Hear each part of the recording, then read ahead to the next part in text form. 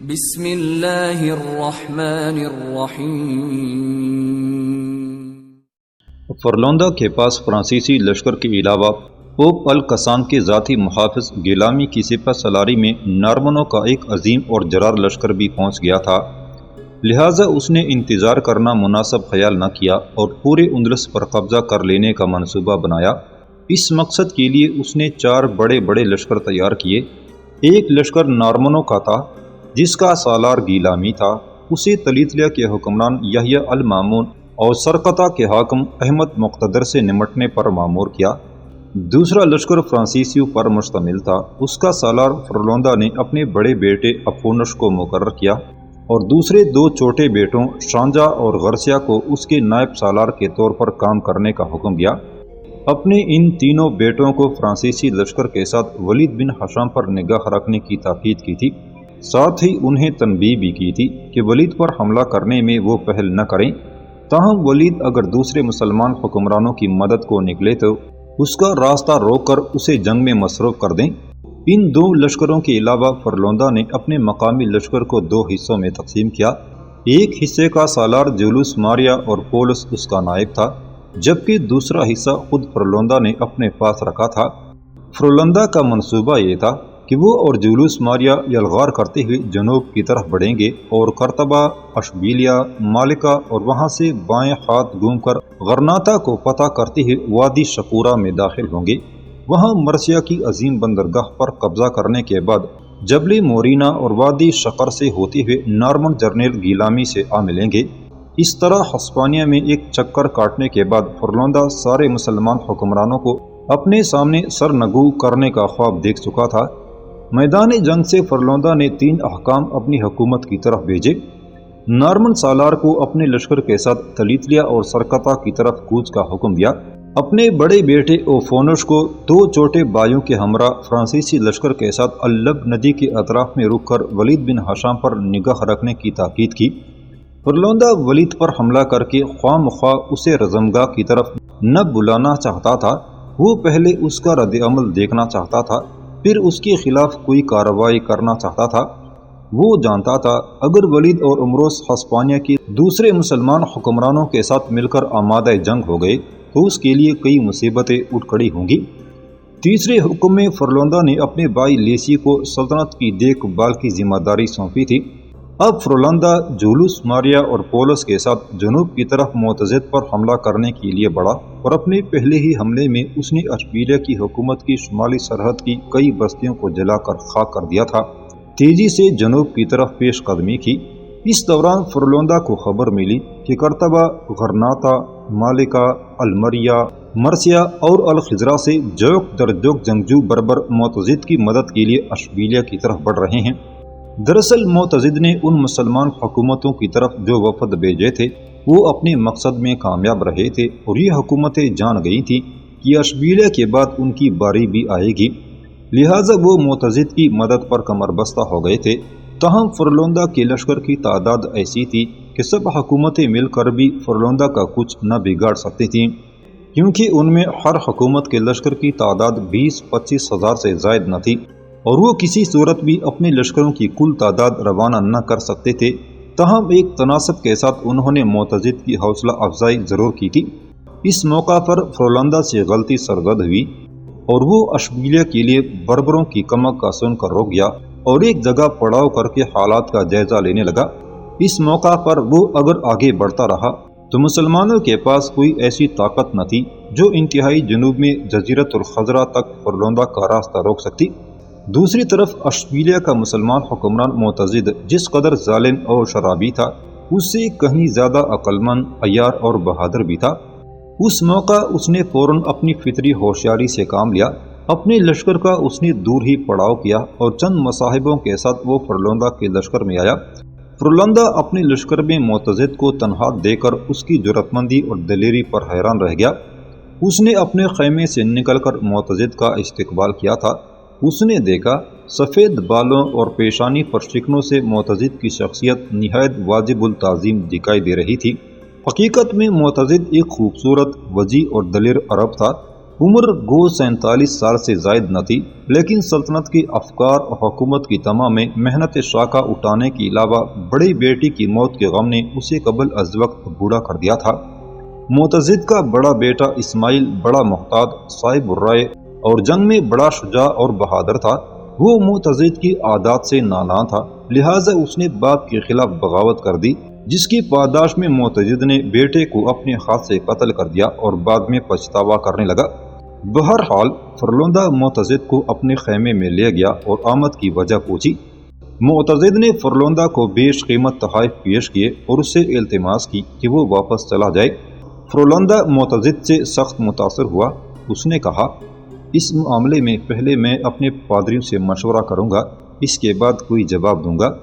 پادریوں کے طویل مباحثوں کے بعد فیصلہ ہوا کہ معتضد فرلندہ کو سالانہ خراج ادا کرنا منظور کرے اور فرلندہ جو سفیر اس کے دربار میں بھیجے، اس کی معرفت مسیحی شہیدہ یستا کی لاش تلاش کر کے ان کے حوالے کی جائے۔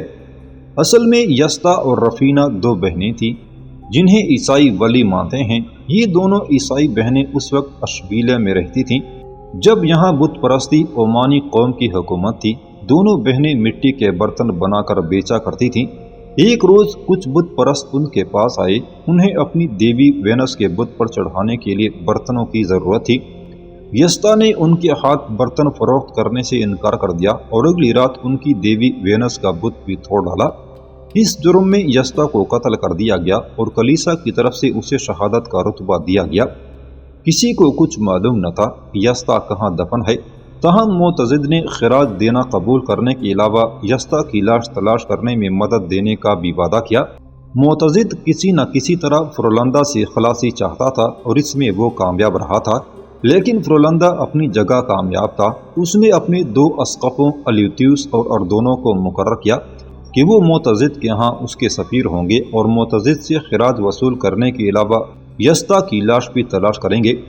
اس کے علاوہ فرلندہ نے الیوتیوس اور اردونوں کے ذمے یہ کام بھی لگایا کہ وہ معتضد کی جاسوسی بھی کریں اور اسے اطلاع دیں کہ کس قدر بربر اس کی مدد کو آئے ہیں، تاکہ مناسب وقت پر وہ معتضد پر حملہ کر کے اس کی سلطنت پر اپنا قبضہ مکمل کرے۔ اس کے علاوہ فرلندہ کے دوسرے لشکر ابھی اپنی منزل تک نہیں پہنچے تھے، لہٰذا وہ اپنی دوسرے لشکروں کی کارکردگی کا جائزہ لے کر ہی جنوب کی طرف آگے بڑھنا چاہتا تھا۔ اس طرح معتضد فرلندہ سے معاہدہ کرنے کے بعد اشبیلیہ واپس آ گیا۔ فرلندہ کی طرف سے اسقف الیوتیوس اور اردونوں بھی خراج وصول کرنے اور یستا کی لاش تلاش کرنے کے علاوہ جاسوسی کا کام سر انجام دینے کے لیے معتضد کے ساتھ اشبیلیہ آ گئے تھے۔ یہ وہی دونوں اسقف تھے جو پاپائے اعظم کے پاس مدد کی درخواست لے کر گئے تھے۔ ان دونوں کی رہائش کا انتظام اشبیلیہ کے ایک کلیسا میں کیا گیا تھا۔ ان کی مدد کے لیے ان کے ساتھ کچھ اور پادری بھی آئے تھے جن کی رہائش بھی ان دونوں کے ساتھ ہی رکھی گئی تھی۔ اشبیلیہ کا حکمران معتضد خراج دینے کے عوض فرلندہ کو ٹال چکا تھا، لیکن وہ مطمئن نہ تھا۔ وہ جانتا تھا کہ حالات کا جائزہ لیتی ہی فرلندہ اس پر پھر چھڑ دوڑے گا، اس لیے وہ اس کا معقول سدباب کرنا چاہتا تھا۔ قرطبہ، مالکہ اور غرناطہ کے حکمرانوں کو جو اس نے وفد بھیجے تھے وہ ہمت افزا جواب لائے تھے۔ ان حکمرانوں نے پرانی چپکلش بھول کر آئندہ معتضد کی مدد کرنے کا وعدہ کیا تھا، لیکن معتضد پھر بھی مطمئن نہ تھا، اس لیے کہ ان مسلمان حکمرانوں کے پاس کوئی ایسی فوجی قوت نہ تھی جس کے زور پر فرلندہ کو میدان جنگ کی طرف بلایا جاتا۔ معتضد اور قاضی معاذ بن ابی قرہ کو اس وفد کا انتظار تھا جو انہوں نے ولید کی طرف روانہ کیا تھا۔ ان کی نگاہوں میں ولید اور امروز ہی ایسی قوت تھے جنہیں ساتھ ملا کر فرلندہ کو عبرت خیز سبق دیا جا سکتا تھا۔ ایک روز معتضد اور اس کا بیٹا محمد بن معتضد قصر میں بیٹھے ہوئے تھے۔ یہ وہی محمد بن معتضد تھا جو بعد میں معتمد کے نام سے اشبیلیہ کا حکمران بنا۔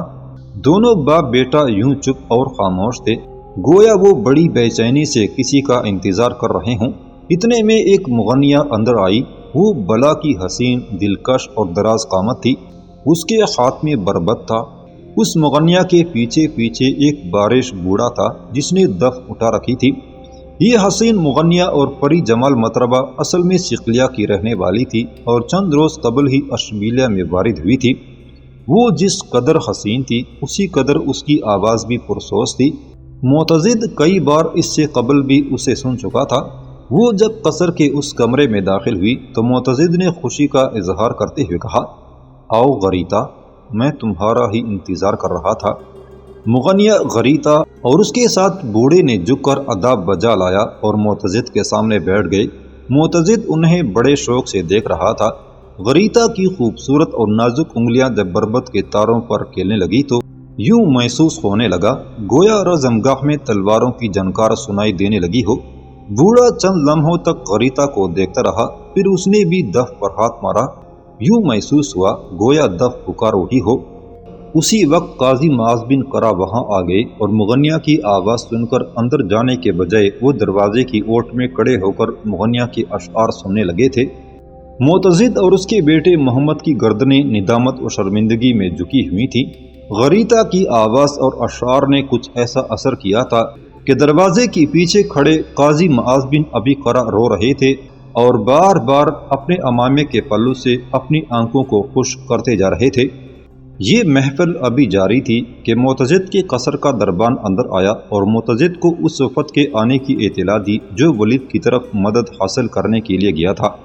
معتضد نے اپنی نشست پر اچھلتے ہوئے کہا، انہیں فوراً اندر بھیجو۔ تھوڑی دیر بعد وفد کے سب ارکان کمرے میں داخل ہوئے اور قطار باندھ کر کھڑے ہو گئے۔ سب سے آگے وفد کا سرخیل تھا۔ معتضد نے ان کے چہروں کا مطالعہ کیے بغیر بےتابی کے عالم میں پوچھا، تم ولید بن حشام کی طرف سے ہمارے لیے کیسی خبر لائے ہو؟ وفد کے سرخیل نے کہا، ہم ناکام لوٹے ہیں۔ ولید بن حشام نے ہمارے ساتھ تعاون اور اتحاد کرنے سے قطعی انکار کر دیا ہے۔ معتضد نے مایوس کن آواز میں کہا، کیا اس نے ایک عرب بھائی کی مدد کرنے سے انکار کر دیا ہے؟ وفد کے سرخیل نے کہا، وہ نسل پرستی کے سخت خلاف ہے۔ اس بار قاضی معاذ نے پوچھا، اس نے تم سے کیا کہا؟ اور جواب میں وفد کے سرخیل نے وہی الفاظ دہرا دیے تھے جو غصے کی حالت میں ولید نے ان سے کہے تھے۔ معتضد نے نہایت مایوسی کے عالم میں وفد کے ارکان کو چلے جانے کا اشارہ کیا اور وہ سب قصر کے اس کمرے سے باہر نکل گئے تھے۔ قصر کا وہ کمرہ خاموشی میں ڈوبا ہوا تھا کہ معتضد کی آواز بلند ہوئی اور اس نے قاضی معاذ بن ابی قرہ کو مخاطب کرتے ہوئے کہا، آپ کا کیا خیال ہے کہ ولید بن حشام نے ہمارے ساتھ زیادتی نہیں کی؟ قاضی معاذ نے بھڑکتی ہوئی آواز میں کہا، اس نے ہمارے ساتھ کوئی زیادتی نہیں کی۔ ماضی میں ہم نے اس کے ساتھ کون سی بلائی کی تھی جس کی امید پر ہم اس سے اتحاد کی توقع کر سکتے ہیں؟ بظاہر اس نے ہمارے منہ پر تماچا مارا ہے، لیکن ہم حقیقتاً اسی کے قابل ہیں۔ ہم نے اسے پتھر جانا، لیکن وہ ہیرا ہے۔ ہم نے اس مادری امت و ملت کے فرزند جلیل کی خاطر آج تک راہ سعی میں کون سا جستجو کا قدم اٹھایا ہے؟ وہ اپنی ملت آپ ہے۔ ہم ہی فرلوندہ کے مقابلے میں جنگی تیاریاں کرنے کے بجائے کم خواب اور ریشم و اطلس کے خواب دیکھتے رہے۔ معتضد اور اس کا بیٹا دونوں سر جھکائے معاذ بن ابی قرہ کی سخت باتیں سنتے رہے۔ وہ خاموش تھے اس لیے کہ وہ جانتے تھے معاذ سچ کہہ رہے ہیں۔ ایک دم قاضی معاذ بھڑک اٹھے اور کھولتی آواز میں کہا، ولید بن حشام یقیناً دل سے ہماری نصرت پر آمادہ ہوگا۔ وہ ہم سے ناراض ہے، اسے راضی کرنے کی ضرورت ہے۔ میں خود اس کے پاس جاؤں گا، میں اندلس کو جلنے نہ دوں گا، میں ہسپانیہ میں مسلمانوں کا خون نہ بہنے دوں گا۔ قاضی معاذ مڑے اور تیزی سے باہر نکل گئے۔ غریتا چلاتی ہوئی ان کے پیچھے بھاگی، میرے بزرگ، میرے محترم، میری بات سنیے۔ قوم اور ملت کے اس نایاب فرزند کو منانے میں آپ کے ساتھ جاؤں گی۔ وہ ستارہ سحر ہے، اس کی روشنی میں ہم اپنی کوئی ہوئی منزل کے نشان تلاش کر سکتے ہیں۔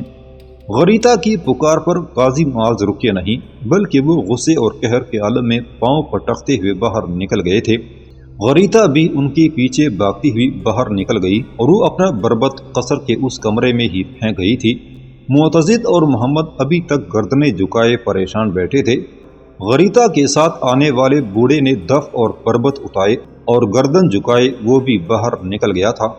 ولید اپنے کمرے میں امروز کے ساتھ اداس بیٹھا تھا۔ ان کے سامنے امونہ بستر پر بے سدھ لیٹی ہوئی تھی اور سارا اس کی دیکھ بھال کر رہی تھی۔ دونوں بچے سعد اور حسن کمرے کے فرش پر بیٹھے کھیل رہے تھے۔ امونہ پچھلے کئی روز سے بیمار تھی، اس پر غشی کے دورے پڑ جاتے تھے اور اس کی صحت پہلے کی نسبت بہت زیادہ بگڑ گئی تھی۔ ولید کے لشکر کے طبیب امونہ کا علاج کر رہے تھے۔ اس وقت بھی امونہ پر غشی کا عالم طاری تھا۔ سارا اس کا جسم دبا رہی تھی اور احمد طبیب کو بلانے گیا ہوا تھا۔ تھوڑی ہی دیر بعد احمد طبیب کو لے آیا۔